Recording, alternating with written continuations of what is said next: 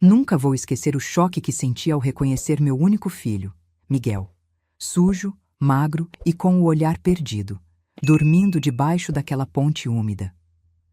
Ao lado dele, meu neto Daniel se encolhia sob um cobertor imundo, tentando se proteger do frio. Lembrei das palavras da minha nora, Camila, quando disse que eles tinham ido morar na Europa após uma briga e que nunca mais voltariam. Por 3 longos anos, acreditei que estivessem levando uma vida confortável lá fora, enquanto, na verdade, sobreviviam nas ruas depois que ela os abandonou, levando todo o dinheiro da família. Recuperar a dignidade deles seria apenas o primeiro passo da nossa verdadeira batalha. Mas antes de continuar, confira se você já está inscrito no canal e escreva nos comentários: de onde você está assistindo este vídeo? Adoramos saber até onde nossas histórias estão chegando. Aquela tarde de quinta-feira começou como qualquer outra em Ribeirão Pires. O céu estava limpo, com o sol brilhando sobre as árvores ao redor da Praça Central, onde eu passeava depois de fazer compras no mercado municipal.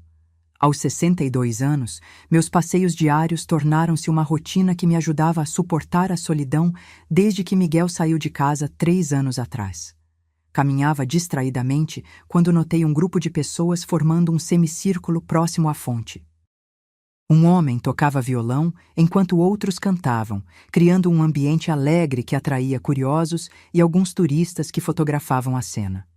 Aproximei-me lentamente, atraída pela música, quando meus olhos pousaram em um menino de aproximadamente 6 anos, sentado sozinho no banco mais afastado. Suas roupas estavam sujas e rasgadas.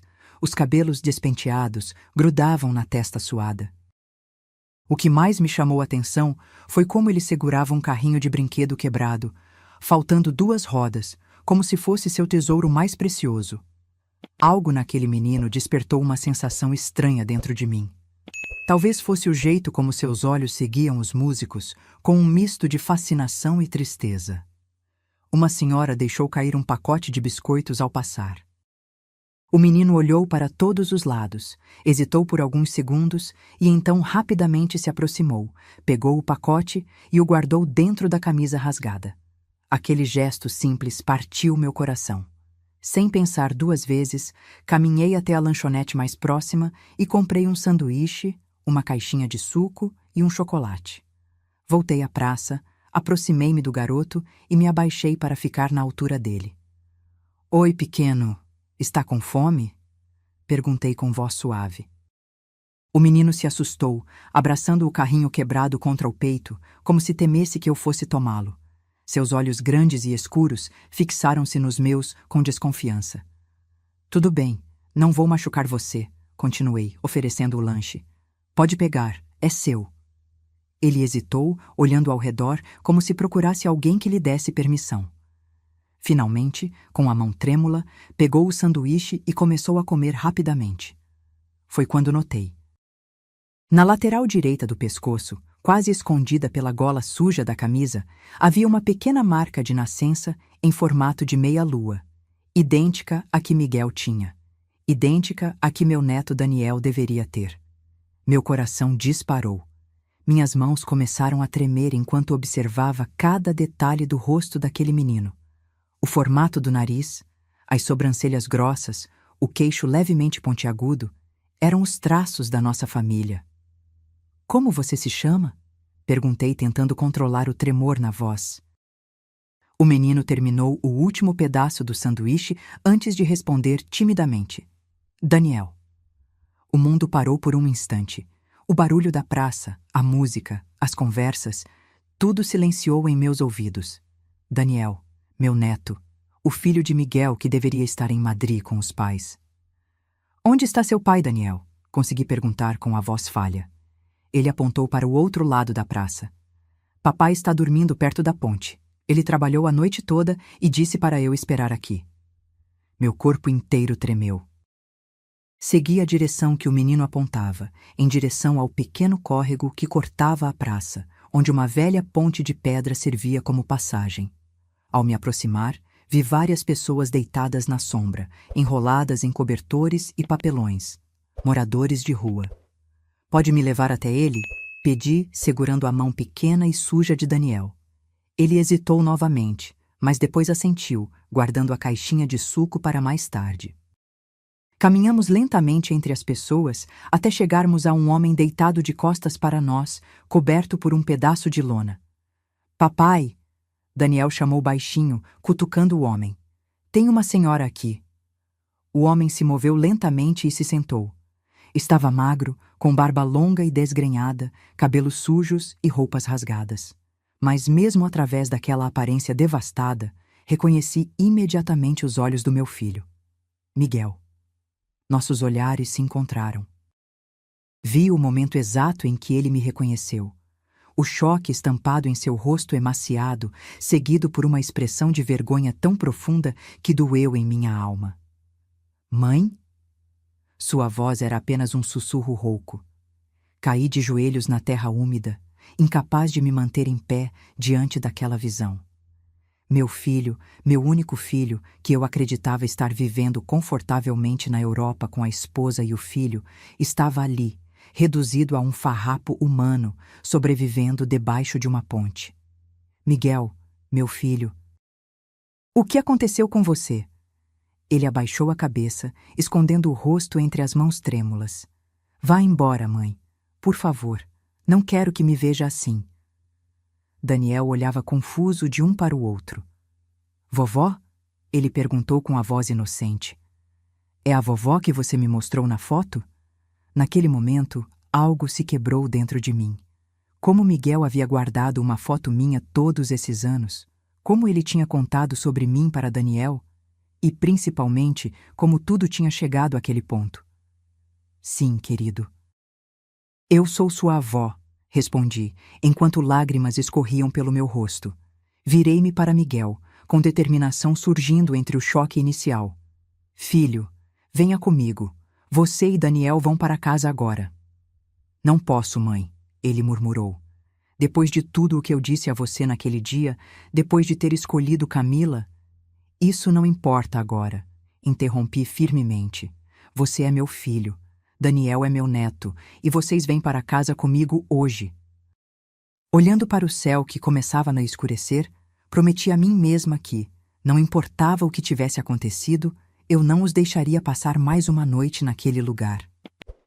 A caminhada até minha casa foi silenciosa e desconfortável. Miguel carregava uma pequena sacola com seus poucos pertences, enquanto eu segurava Daniel pela mão. Percebi como as pessoas nos olhavam na rua. Uma senhora de cabelos grisalhos, acompanhada de um homem maltrapilho e um menino sujo. Não me importei. Naquele momento, só conseguia pensar em como alimentá-los e dar-lhes um banho quente. Quando chegamos à porta da minha pequena casa no bairro Vila Helena, Miguel parou. Mãe, eu não mereço isso, ele disse com a voz embargada. Depois de tudo o que eu fiz... Entre, Miguel, respondi sem olhar para trás, destrancando a porta. Conversamos depois. O cheiro familiar de lavanda que sempre mantinha na casa pareceu estranho, misturado ao odor de sujeira e suor que emanava deles. Daniel olhava tudo com olhos arregalados, como se nunca tivesse visto uma casa normal antes. Vovó, posso sentar nesse sofá? Perguntou timidamente, apontando para o velho sofá verde da sala. Aquela pergunta inocente foi como uma facada no meu peito. Claro que pode, meu amor. Esta é sua casa agora. Preparei o banheiro enquanto Miguel permanecia parado no meio da sala, como um estranho, com os ombros caídos e o olhar fixo no chão. Enchi a banheira com água morna e chamei Daniel primeiro. Vamos tomar um banho quentinho, querido, disse, ajudando-o a tirar as roupas sujas. Quando vi seu corpinho magro, com as costelas aparentes e pequenos hematomas nos braços e pernas, tive que morder o lábio para não chorar. Lavei seus cabelos com cuidado, removendo toda a sujeira acumulada. Daniel brincava com a espuma, sorrindo como se aquele fosse o momento mais feliz de sua vida. A água está quentinha, vovó, ele comentou maravilhado. Sim, querido. E você pode tomar banho quente todos os dias agora, respondi, tentando manter a voz firme. Depois de secar Daniel, Encontrei no fundo do armário algumas roupas antigas que haviam pertencido a Miguel quando criança. Uma camiseta amarela e um short azul serviram perfeitamente. Penteei seus cabelos e, pela primeira vez, pude ver claramente o rosto do meu neto. Um rosto tão parecido com o do meu filho na mesma idade que fez meu coração apertar. Agora é a vez do seu pai, disse, levando Daniel para a cozinha, onde preparei um sanduíche e leite com chocolate para ele. Miguel tomou banho sozinho, enquanto eu procurava roupas que pudessem servir nele. Encontrei algumas do meu falecido marido, um pouco grandes para o corpo emagrecido do meu filho, mas limpas e dignas. Quando ele saiu do banheiro, com os cabelos molhados e a barba aparada, parecia um pouco mais com o Miguel que eu conhecia. Mas seus olhos permaneciam opacos, carregados de vergonha e sofrimento. Venha comer algo, chamei, evitando fazer perguntas. Ainda não era o momento. Preparei uma sopa de legumes com frango, simples, mas nutritiva. Daniel comeu 3 pratos seguidos, enquanto Miguel apenas empurrava a comida no prato, comendo poucos bocados com dificuldade. O silêncio era pesado, interrompido apenas pela voz alegre de Daniel, contando sobre o carrinho quebrado que ainda segurava. Depois do jantar, arrumei a cama do quarto de hóspedes para os 2. Daniel adormeceu quase instantaneamente, exausto, abraçado ao brinquedo. Miguel permaneceu sentado na beirada da cama, olhando para o filho com uma expressão indecifrável. Amanhã conversamos, disse eu, tocando seu ombro levemente. Descanse agora. Mas nem eu nem Miguel conseguimos dormir naquela noite. Por volta das 2 da manhã, encontrei-o sentado na varanda dos fundos, olhando para as estrelas. Sentei-me ao lado dele com 2 xícaras de chá. Obrigado, mãe. Ele murmurou, aceitando a bebida quente. Por tudo. Ficamos em silêncio por alguns minutos, apenas ouvindo os grilos e o vento suave nas árvores. Finalmente respirei fundo e perguntei. O que aconteceu, Miguel? Camila me disse que vocês estavam indo para Madrid. Ela me mandou até fotos de vocês lá. Ele soltou uma risada amarga, tão diferente do riso alegre que eu conhecia. Madrid. Nunca saímos do Brasil, mãe. Tudo foi uma mentira. Miguel respirou fundo, como se reunisse coragem para continuar. Suas mãos tremiam enquanto segurava a xícara de chá. Naquele dia, quando brigamos, eu estava cego. Camila me convenceu que você tentava controlar nossa vida, que não aprovava nada do que fazíamos. Ela dizia que para sermos felizes, precisávamos cortar relações com você. Lembrei-me daquele dia terrível. Miguel gritando acusações que eu nunca entendi, Camila chorando como se fosse a maior vítima do mundo, e eu, paralisada, vendo meu filho partir com palavras duras que ainda ecoavam em minha mente. Não preciso mais de você na minha vida. Ela já tinha tudo planejado, continuou ele, com a voz embargada. Disse que conhecia pessoas em Madrid que poderiam me arranjar um emprego muito melhor do que eu tinha aqui. Convenceu-me a vender o carro, sacar todas as economias, até pedir demissão do emprego. Meu coração apertou. Miguel era gerente em uma empresa de logística, tinha uma carreira promissora. Ela dizia que precisávamos do dinheiro para os primeiros meses lá, até eu começar a trabalhar. Eu acreditei em tudo, mãe. Fui um idiota completo. Suas mãos apertaram a xícara com força. Transferi todo o dinheiro para a conta dela, porque ela disse que tinha contatos que facilitariam o processo do visto. Assinei procurações, autorizações. Nem li direito os documentos. Miguel fez uma pausa, respirando com dificuldade. Percebi que cada palavra era dolorosa para ele. No dia do suposto voo, fomos até o aeroporto. Ela estava com todas as passagens, documentos e nosso dinheiro. Pediu que eu esperasse com Daniel próximo à praça de alimentação, enquanto ela resolvia o check-in e outras burocracias. Esperei por horas. O voo foi chamado várias vezes, até que anunciaram a última chamada. Uma lágrima escorreu pelo seu rosto magro. Quando percebi que algo estava errado, corri até o balcão da companhia aérea. Eles me informaram que o nome dela constava na lista de passageiros e que o avião já havia decolado. Mas Daniel e eu não estávamos em nenhuma lista. Meu Deus! Sussurrei, começando a entender a dimensão da tragédia. No dia seguinte, ela me ligou de um número desconhecido. Estava rindo, mãe. Rindo da minha estupidez.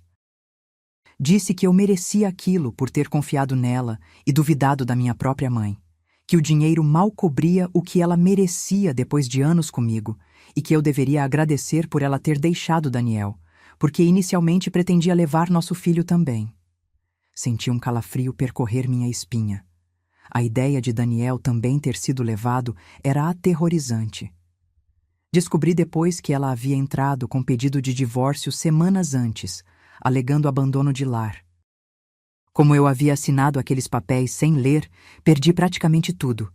Nossa casa, nossas economias. Tentei procurar ajuda legal, mas sem dinheiro para um advogado e sem documentos, não consegui nada. Por que não me procurou, filho?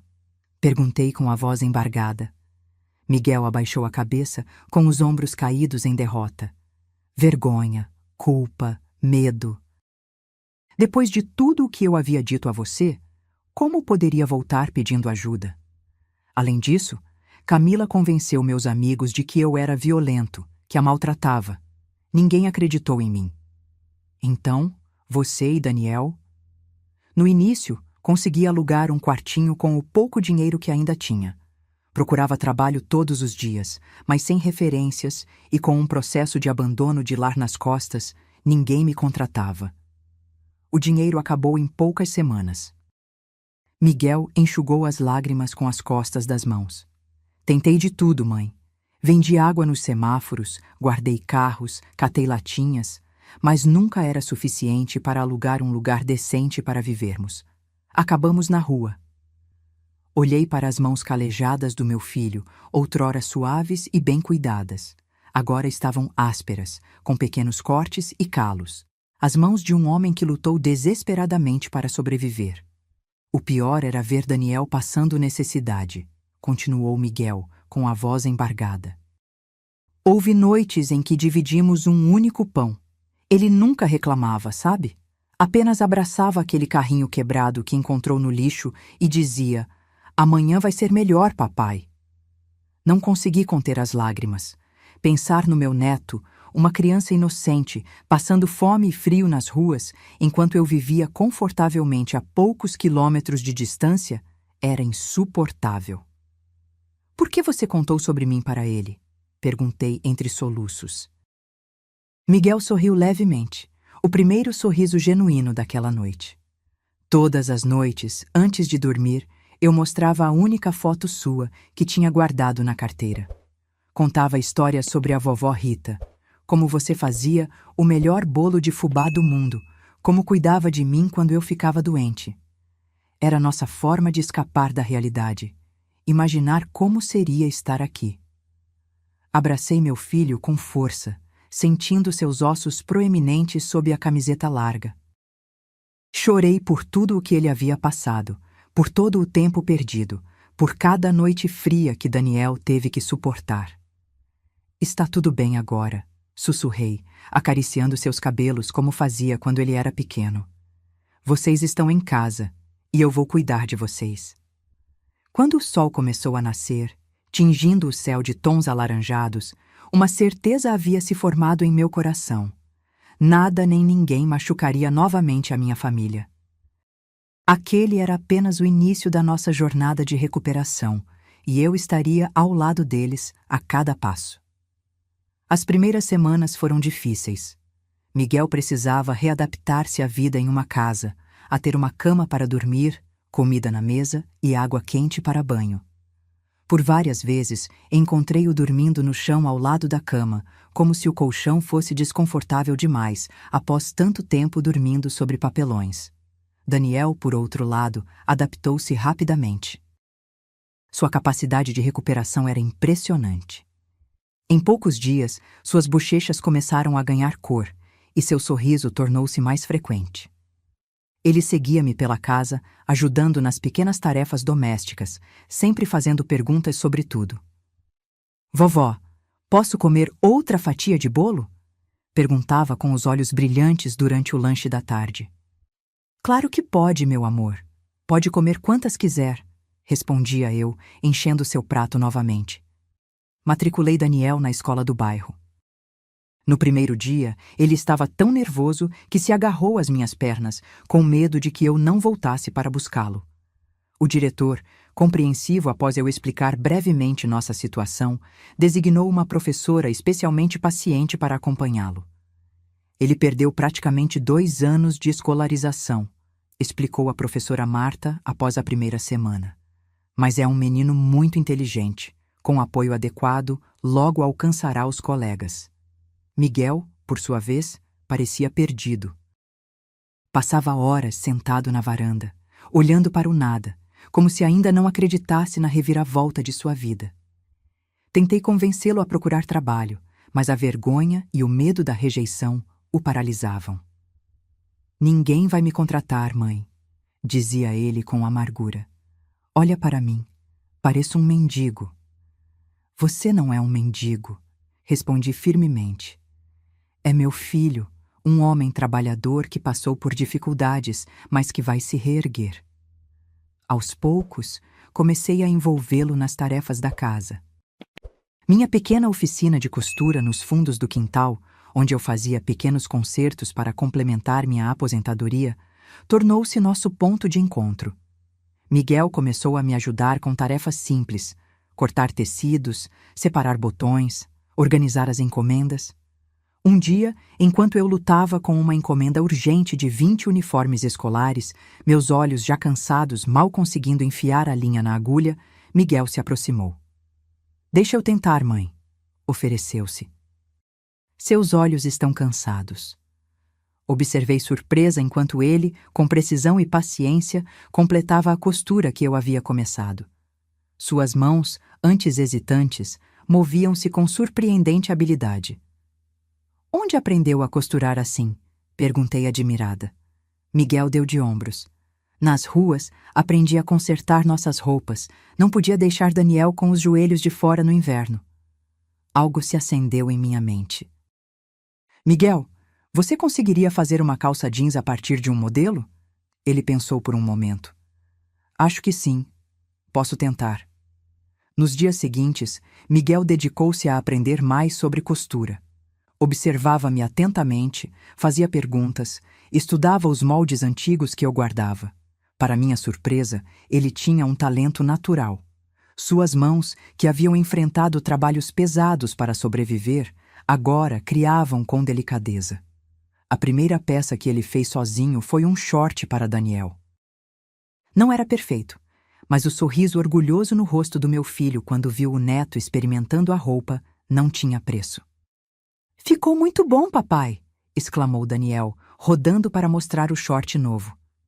Vi os olhos de Miguel brilharem pela primeira vez em muito tempo. Aquele pequeno momento de realização parecia ter despertado algo dentro dele. Nossa pequena oficina começou a crescer. As clientes, inicialmente desconfiadas do homem magro e silencioso que agora me ajudava, logo se impressionaram com a qualidade do seu trabalho. Miguel tinha um olhar para detalhes que eu, com minha visão já cansada pela idade, não conseguia mais ter. "Rita, esses ajustes estão perfeitos", comentou Dona Zulmira, uma cliente antiga, experimentando uma saia que Miguel havia ajustado. "Seu filho tem mãos abençoadas." O dinheiro extra que começamos a ganhar permitiu melhorias na casa. Compramos roupas novas para Daniel, material escolar de qualidade e até mesmo alguns brinquedos. O carrinho quebrado, no entanto, continuava sendo seu favorito, agora guardado cuidadosamente em uma prateleira sobre sua cama. Miguel gradualmente recuperava sua autoestima. Cortou o cabelo, deixou a barba bem aparada e seu corpo começava a ganhar peso de forma saudável. Às vezes, surpreendia-me ao ouvir sua risada, ainda contida, mas genuína, quando brincava com Daniel no quintal. As noites, porém, ainda eram difíceis. Frequentemente, acordava com os gritos de Miguel durante pesadelos. Corria para seu quarto e o encontrava suado, tremendo, murmurando incoerências sobre frio e fome. "Está tudo bem, filho", sussurrava, segurando sua mão. "Vocês estão seguros agora." Daniel também tinha suas dificuldades. Certa noite, encontrei-o escondendo pedaços de pão debaixo do colchão. "O que está fazendo, querido?" Perguntei suavemente, tentando não assustá-lo. Seus olhos se encheram de lágrimas. "Guardando para quando a comida acabar, vovó." Aquelas palavras quebraram meu coração. Sentei-me ao lado dele na cama e o abracei. "A comida não vai acabar, meu amor. Prometo que você nunca mais vai passar fome." Ele me olhou com aqueles olhos grandes e sérios, tão adultos em um rosto tão jovem. "O papai também promete isso, mas eu vejo quando ele deixa de comer para me dar a parte dele." Naquela noite, chorei silenciosamente em meu quarto, pensando em todas as cicatrizes invisíveis que meu filho e meu neto carregavam. O caminho para a recuperação seria longo, mas havia progressos. A pequena oficina continuava crescendo. Miguel demonstrava um talento especial para criar peças infantis, coloridas e resistentes, que logo ganharam fama no bairro. As mães adoravam os macacões e vestidos que ele desenhava, inspirado nas necessidades que havia observado em Daniel e outras crianças. Um dia, recebi uma ligação da escola. Meu coração acelerou, temendo que algo tivesse acontecido com Daniel. Mas, para minha surpresa, era um convite. "Senhora Rita, gostaríamos de convidá-la para a apresentação de Dia das Mães. Daniel foi escolhido para recitar um poema", informou a professora Marta com entusiasmo na voz. Desliguei o telefone com lágrimas nos olhos. Meu neto, que há apenas alguns meses vivia debaixo de uma ponte, agora estava se destacando na escola. A apresentação foi simples, no pátio decorado com flores de papel. Daniel, vestindo uma camisa azul que Miguel havia feito especialmente para a ocasião, subiu ao pequeno palco com as mãos trêmulas, segurando um papel.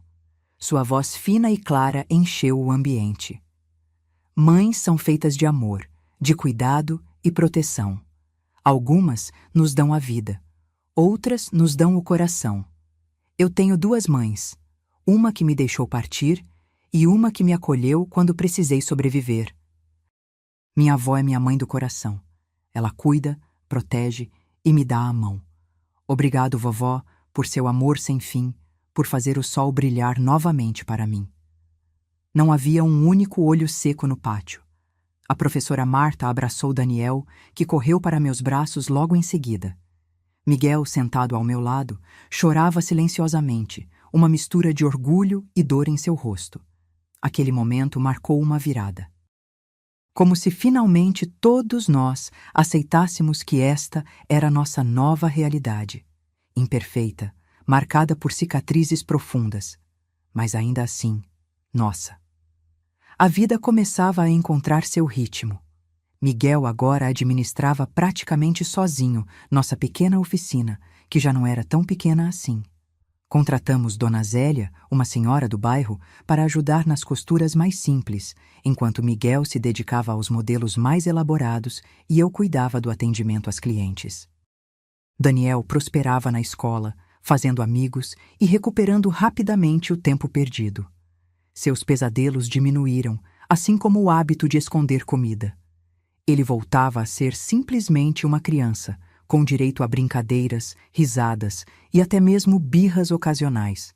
Parecia que finalmente havíamos encontrado paz, até aquela tarde de terça-feira, quando a campainha tocou. Abri a porta distraidamente, esperando encontrar alguma cliente vindo buscar uma encomenda. Mas quem estava parada à minha frente era uma mulher elegante, de cabelos perfeitamente arrumados e unhas vermelhas impecáveis. Atrás dos óculos escuros de grife, reconheci imediatamente o rosto que tantas vezes havia aparecido em meus pesadelos. Camila. Meu corpo inteiro congelou. Por um momento, pensei que estava tendo uma alucinação. Como ela ousava aparecer ali, depois de tudo o que tinha feito? "Olá, Dona Rita", disse ela com um sorriso frio. "Quanto tempo, não?" Encontrei minha voz, que saiu mais firme do que eu esperava. "O que você quer aqui?" Ela tirou os óculos escuros, revelando os mesmos olhos calculistas que eu lembrava. "Vim ver meu filho e meu marido, é claro. Onde eles estão?" "Seu marido?" Repeti incrédula. Depois de abandoná-los no aeroporto? Depois de roubar todo o dinheiro deles e deixá-los na rua? O sorriso dela não vacilou. Que exagero, Dona Rita. Miguel sempre teve um dom para o drama, não é? Vejo que ele contou a versão dele da história. Antes que eu pudesse responder, ouvi passos atrás de mim. Miguel havia saído da oficina ao ouvir vozes. Ele ficou paralisado ao ver Camila, como se tivesse visto um fantasma. Todo o progresso dos últimos meses, a confiança recuperada, a postura mais ereta, pareceu desmoronar em segundos. Seus ombros caíram e o medo voltou aos seus olhos. Camila? Sua voz era apenas um sussurro. Olá, Miguel, ela respondeu docemente, mas pude detectar a malícia por trás da doçura. Você está com ótima aparência. Parece que estar com a mamãe fez bem a você. Dei um passo à frente, colocando-me entre ela e meu filho. Você não é bem-vinda. Tentar novamente, M. Continuar aqui. Diga o que quer e vá embora. Esta é minha casa, e aqui você não tem direitos. Miguel deu um passo para a frente, recuperando um pouco de sua postura. Como você nos encontrou, Camila? Ela sorriu, ajeitando a bolsa de grife no ombro. Ribeirão Pires é uma cidade pequena, querido. As pessoas falam. Ouvi sobre uma pequena oficina de costura que estava fazendo sucesso com roupas infantis desenhadas por um homem talentoso. Não foi difícil ligar os pontos. Percebi seu olhar percorrendo a fachada da casa, avaliando tudo com desdém. Mas havia algo mais em seus olhos. Cálculo, como uma predadora avaliando a presa. Onde está meu filho? Perguntou, tentando olhar por cima do meu ombro. Ele está na escola, respondi secamente. Lugar onde crianças devem estar. Coisa que você não pareceu se importar quando o abandonou. Camila suspirou teatralmente.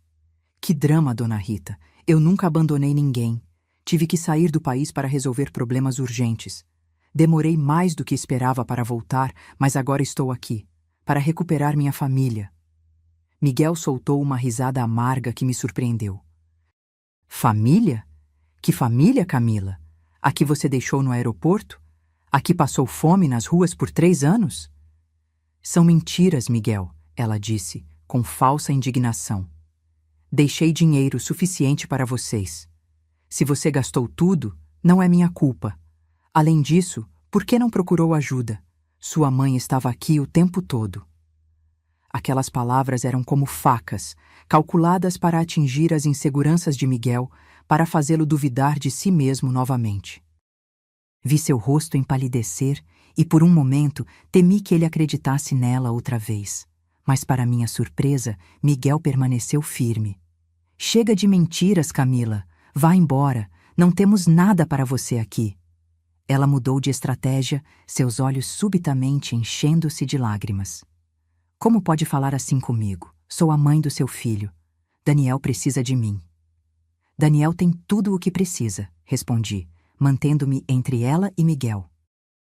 Agora, se não se retirar voluntariamente, terei que chamar a polícia. Seu rosto mudou instantaneamente. O choro falso cessou e a máscara de doçura caiu, revelando a frieza calculista por trás dela. Muito bem, disse ela, colocando os óculos escuros novamente. Tentei ser civilizada, mas já que preferem assim, façamos do jeito difícil. Tenho direitos legais sobre meu filho e vou reivindicá-los. Quanto a você, Miguel, acho que esqueceu que ainda somos legalmente casados. Metade do que é seu é meu também, inclusive este negóciozinho de costura que parece estar dando certo. Miguel empalideceu ainda mais. Você não faria isso. Não me teste, querido. Aguarde meus advogados. Com isso, ela virou-se e caminhou até um carro prateado estacionado na frente da casa. Antes de entrar, lançou-nos um último olhar. Ah, e diga a Daniel que a mamãe mandou um beijo. Em breve estaremos juntos novamente. Enquanto o carro se afastava, senti Miguel tremer ao meu lado. Fechei a porta e o abracei. Ele estava gelado, como se todo o sangue tivesse sido drenado de seu corpo. Ela vai levar o Daniel, mãe, sussurrou ele, com a voz embargada pelo medo. Vai tomar tudo de novo. Não, filho, não vai, respondi com firmeza, embora sentisse o mesmo medo que ele. Não vamos permitir. Naquela tarde, não conseguimos trabalhar. Miguel ficou sentado na oficina, olhando para o nada, enquanto eu ligava para todos os meus conhecidos em busca de um advogado. Quando chegou a hora de buscar Daniel na escola, decidi ir pessoalmente, temendo que Camila pudesse tentar algo. Daniel correu para mim assim que me viu no portão, sua mochila balançando nas costas. Vovó, a professora disse que meu desenho vai para o mural da escola. Abracei-o com força, observando atentamente se havia algum carro suspeito por perto. Isso é maravilhoso, meu amor. Vamos para casa agora. No caminho, Daniel falava animadamente sobre seu dia, alheio à tempestade que se formava ao nosso redor. Em casa, encontramos Miguel na cozinha, tentando preparar o jantar, mas suas mãos tremiam tanto que mal conseguia segurar a faca para cortar os legumes. Papai! Daniel correu para abraçá-lo. Adivinha! Meu desenho da nossa família vai para o mural!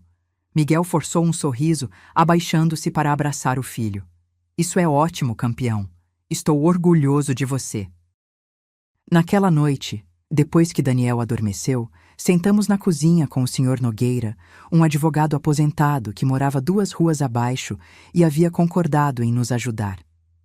A situação é complicada, explicou ele, ajustando os óculos enquanto examinava os poucos documentos que Miguel havia conseguido recuperar. Legalmente, vocês ainda estão casados.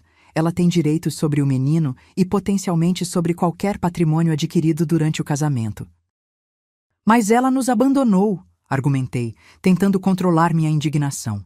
Deixou-os na miséria, vivendo na rua. O Sr. Nogueira suspirou. Precisamos provar isso, Dona Rita. Sem evidências, é a palavra de vocês contra a dela.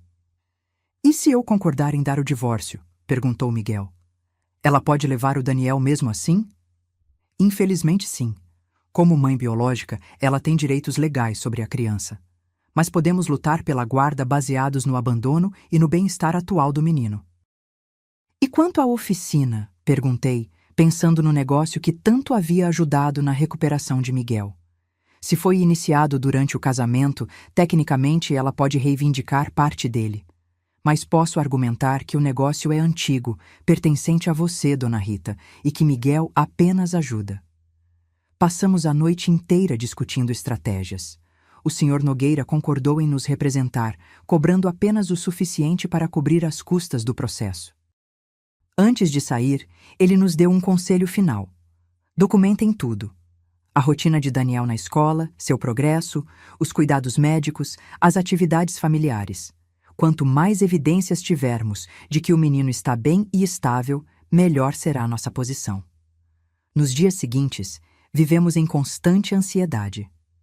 Camila não apareceu novamente, mas sua ameaça pairava sobre nós como uma nuvem escura. Seguindo o conselho do Sr. Nogueira, comecei a documentar tudo. Fotografava Daniel indo para uma escola, fazendo lição de casa, brincando no quintal. Guardava seus boletins escolares, bilhetes da professora, desenhos. Miguel afundou-se no trabalho da oficina, como se costurar incessantemente pudesse afastar seus medos. Apenas quando estava com Daniel, ele conseguia relaxar um pouco, brincando e rindo como se nada estivesse errado. Uma semana depois, recebemos a primeira notificação judicial. Camila estava solicitando visitas supervisionadas com Daniel. O Senhor Nogueira nos aconselhou a não resistir a esse primeiro pedido. Se negarmos, pareceremos irrazoáveis. Melhor aceitar, mas sob condições controladas. No sábado designado, Daniel estava nervoso. Havíamos explicado, da maneira mais suave possível, que sua mãe queria vê-lo. Mas por que ela voltou agora? Perguntou ele, confuso. Ela não gostava mais de mim. Miguel ajoelhou-se diante dele, com os olhos marejados. Não é verdade, filho. Sua mãe, ela teve problemas. Mas isso não significa que não goste de você. Mesmo após tudo o que Camila havia feito, Miguel ainda tentava proteger Daniel de verdades dolorosas. Seu coração de pai não permitia que ele envenenasse a imagem da mãe para o filho. A visita aconteceu em uma sala neutra no fórum da cidade, supervisionada por uma assistente social. Ficamos no corredor, Miguel andando nervosamente de um lado para o outro, enquanto eu tentava acalmá-lo. Quando Daniel saiu, 1 hora depois, seu rosto estava confuso. Ele correu para os braços de Miguel e ficou em silêncio durante todo o caminho para casa. Só à noite, enquanto eu o ajudava a tomar banho, ele falou: Vovó, a mamãe disse que vai me levar para morar em uma casa grande, com piscina e muitos brinquedos. Disse que eu vou ter um quarto só meu, com tudo o que eu quiser. Meu coração afundou. Camila estava usando promessas materiais para tentar seduzir a criança. E você quer ir, meu amor? Perguntei, tentando manter a voz calma. Daniel ficou em silêncio por um momento, brincando com a espuma da banheira. Não quero deixar o papai. Ele fica triste quando eu não estou. Abracei-o com força, com lágrimas nos olhos. Ninguém vai separar você do papai, querido. Prometo. As semanas seguintes foram um turbilhão de audiências, documentos e depoimentos. Camila havia contratado um advogado caro que tentava pintar Miguel como um pai negligente que havia alienado o filho da mãe por anos. Apresentou documentos mostrando que tinha um bom emprego, uma casa espaçosa e todas as condições para oferecer o melhor a Daniel. Nosso lado apresentou evidências do abandono, depoimentos de pessoas que tinham visto Miguel e Daniel vivendo nas ruas, registros médicos mostrando o estado de desnutrição do menino quando o encontramos, o progresso escolar desde que ele passara a viver conosco. A assistente social que havia supervisionado as visitas também depôs a nosso favor, destacando o vínculo forte entre Daniel e o pai, e como o menino parecia tenso com a mãe. Em uma das audiências, o juiz pediu para conversar diretamente com Daniel em seu gabinete. Esperamos ansiosamente do lado de fora, temendo que a criança fosse persuadida pelas promessas de Camila. Quando ele voltou, parecia calmo. O juiz não revelou o conteúdo da conversa, mas notei um olhar diferente em seus olhos quando observava Miguel abraçar o filho, um olhar de compreensão. A batalha pela oficina também continuava. Camila argumentava que, como o negócio havia prosperado durante o casamento, tinha direito à metade dos rendimentos. O senhor Nogueira conseguiu provar, através de documentos antigos, que a oficina de costura existia há anos como minha propriedade e que Miguel apenas trabalhava lá como funcionário, não como dono. Foram meses de luta judicial exaustiva. Cada pequena vitória era seguida por novos obstáculos. Camila parecia ter recursos infinitos e uma determinação implacável. Não era mais apenas sobre Daniel ou dinheiro. Era sobre vencer, sobre provar que tinha poder sobre nós. O pior momento veio quando ela solicitou a guarda temporária de Daniel, alegando que estávamos alienando o menino contra ela. O juiz felizmente negou o pedido, mas o susto foi tão grande que Miguel passou noites sem dormir, temendo que a qualquer momento pudessem tirar seu filho dele. Daniel, sempre sensível, percebia a tensão. Começou a ter pesadelos novamente, a se agarrar a Miguel quando ia para a escola, temendo não encontrá-lo na volta. A professora nos chamou, preocupada com sua distração nas aulas e seu isolamento dos colegas. É muito para uma criança suportar, comentou ela, com genuína preocupação. Ele precisa de estabilidade. Foi nesse momento crítico que algo inesperado aconteceu. Um dos clientes da oficina, dono de uma pequena loja de roupas no centro da cidade, ofereceu a Miguel a oportunidade de expor suas criações infantis em uma seção especial da loja. Seu trabalho é único, disse ele, examinando um macacão colorido que Miguel havia desenhado. Tem personalidade, funcionalidade e qualidade. Não vejo isso nas roupas industrializadas. Miguel hesitou, inseguro se poderia assumir esse compromisso em meio ao caos judicial. Mas eu o incentivei. É uma chance de mostrar ao juiz que você tem meios próprios, que construiu algo por seu esforço, argumentei. Além disso, o trabalho vai ajudar a manter sua mente ocupada. Ele aceitou. Nos dias seguintes, dedicou-se com intensidade renovada à criação de uma pequena coleção para a loja. Daniel o ajudava, dando opiniões sobre cores e estampas, testando o conforto das peças. O lançamento na loja foi um sucesso modesto, mas significativo. O dono da loja estava encantado com a reação dos clientes e imediatamente encomendou mais peças. Miguel voltou para casa naquela noite com um brilho nos olhos que eu não via há muito tempo. Vendemos quase tudo, mãe, ele contou, enquanto Daniel pulava ao seu redor entusiasmado. E o melhor, as pessoas estão perguntando quem criou as roupas, querendo conhecer a história por trás delas. Aquela noite foi um respiro em meio à tempestade. Jantamos juntos, rindo e planejando novas peças, como se não houvesse um processo judicial ameaçando nosso futuro. O Sr. Nogueira viu nesse sucesso uma oportunidade. Na audiência seguinte, ele apresentou ao juiz os registros das vendas, reportagens em jornais locais sobre o estilista revelação e depoimentos de clientes satisfeitos. Meu cliente não apenas reconstruiu sua vida após um período de extrema dificuldade, mas criou um negócio próspero através do seu talento e trabalho árduo, argumentou ele. Ele oferece ao filho não apenas estabilidade financeira, mas também um exemplo de superação e dignidade. Vi Camila estremecer de raiva do outro lado da sala. Seu plano de pintar Miguel como um fracassado desmoronava diante das evidências de seu sucesso. A decisão final do juiz chegou em uma tarde chuvosa de sexta-feira. Sentamos os três na sala de espera do fórum. Eu, Miguel e o Sr. Nogueira. Daniel estava na escola. Havíamos decidido poupá-lo daquele momento de tensão. Quando nosso nome foi chamado, entramos na sala com o coração acelerado.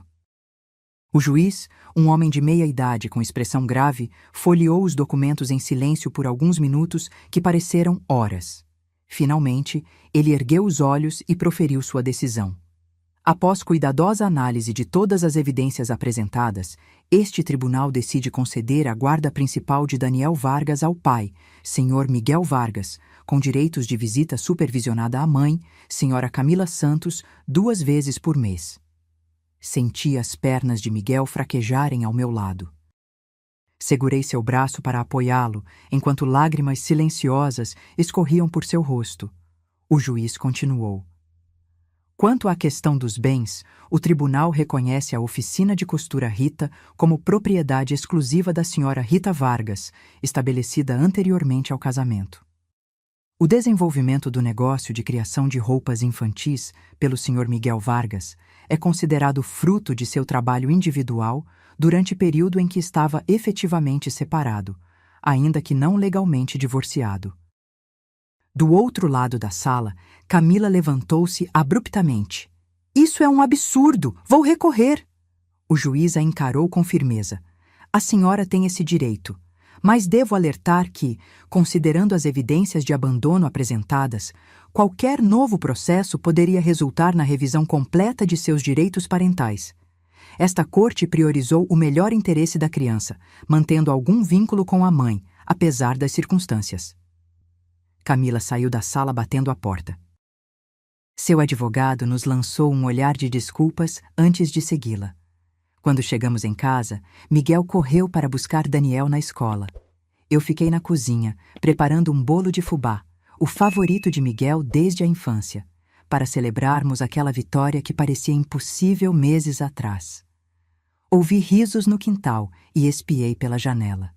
Miguel girava Daniel no ar, ambos rindo como não os via rir há muito tempo. Meu filho parecia ter tirado um peso enorme das costas. Ele estava de volta, não completamente, talvez nunca estaria exatamente como antes, mas estava ali, vivo, forte, olhando para o futuro com esperança. Naquela noite, enquanto Daniel dormia profundamente em seu quarto, Miguel e eu sentamos na varanda, observando as estrelas.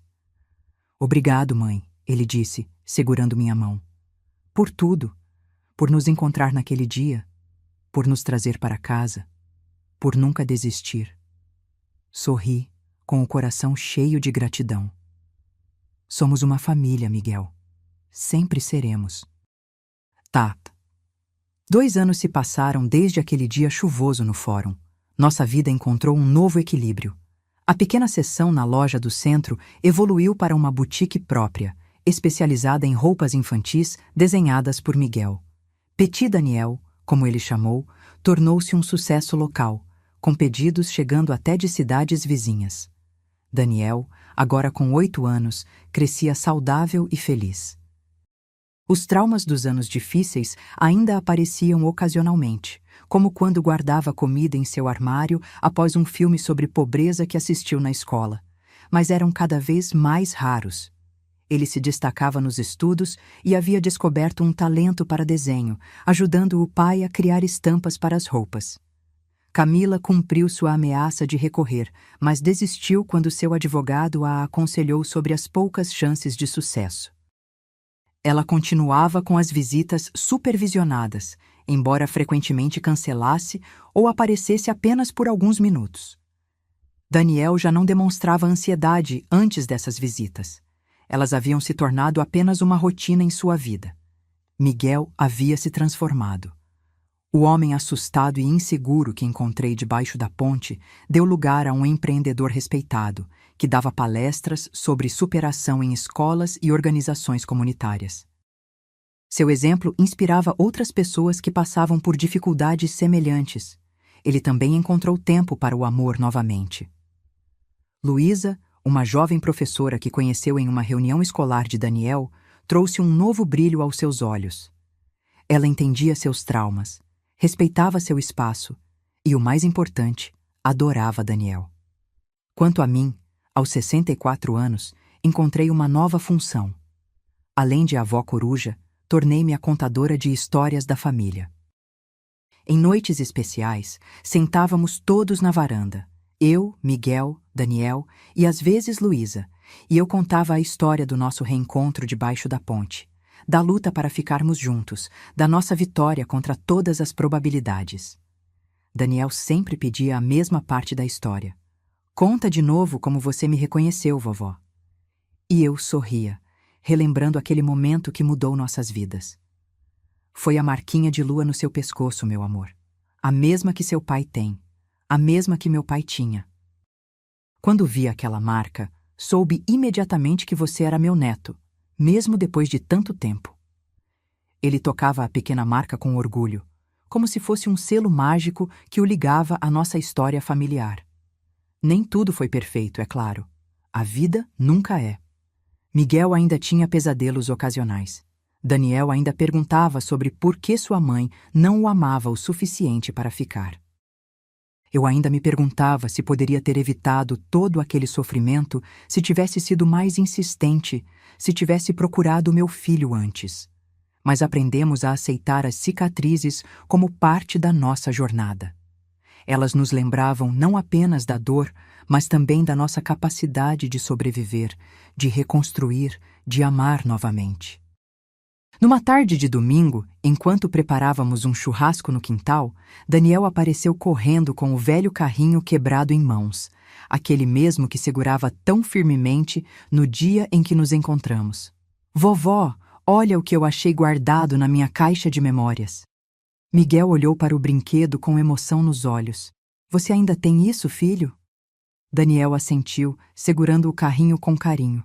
É meu tesouro. Me lembra de onde viemos e de como estamos agora. Naquele simples momento, entendi que havíamos dado a Daniel algo mais valioso do que conforto material ou estabilidade. Havíamos dado a ele raízes e asas, a compreensão de sua história e a liberdade para construir seu próprio futuro. Nossa família, forjada no sofrimento e na superação, nunca seria perfeita. Teríamos sempre as marcas do passado. Mas estávamos juntos, e isso era tudo o que importava. Quando olho para trás, para aquela tarde na praça quando reconheci meu neto pela pequena marca de lua no pescoço, agradeço ao destino por ter me levado até lá. Por ter me dado a chance de encontrá-los, de trazê-los para casa, de reconstruirmos juntos nossas vidas despedaçadas. Porque é isso que as famílias fazem. Elas se quebram, se perdem, mas também se encontram novamente. E quando isso acontece, As rachaduras não desaparecem. Elas apenas se transformam em parte da beleza da nossa história. Agora, se você gostou dessa história, clica em se inscrever e me diz nos comentários qual parte te deixou de queixo caído. Ah, e não esqueça de se tornar membro para ter acesso a vídeos exclusivos que não posto aqui. Te espero lá.